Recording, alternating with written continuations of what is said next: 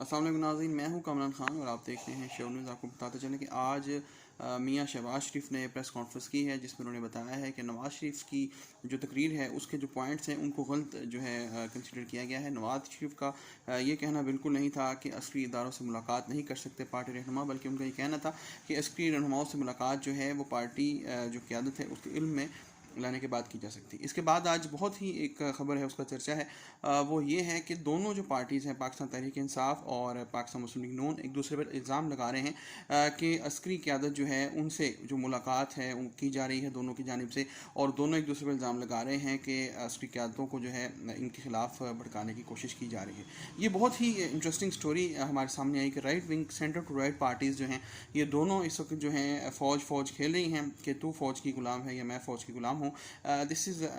Totally rubbish thing going on, because in लोगों ने ये कहा था कि ये इदारे की इज़्ज़त करते हैं, बिलाशुबा पाकिस्तान आर्मी हमारा और ISI हमारे मुल्क की जो है काबिल इज़्ज़त इदारे हैं, और उनको ये लोग जो हैं बदनाम कर रहे हैं सियासत में। और इस हवाले से मैं समझता हूँ कि अस्करी इदारों की जानिब से इनको तंबीह की जानी चाहिए कि इतना जो है फ़जूल किस्म के इल्ज़ामात अस्करी क़यादत पर ना लगाए जाएँ, जिससे पाकिस्तान में जमहूरी अमल ही सिर्फ मुतासर नहीं होता बल्कि अवाम के अंदर भी मुख्तलिफ़ किस्म के जज्बात पैदा होते हैं, जो कि पाकिस्तान आर्मी जो है उससे मोहब्बत करने वाले लोग बर्दाश्त नहीं कर सकते।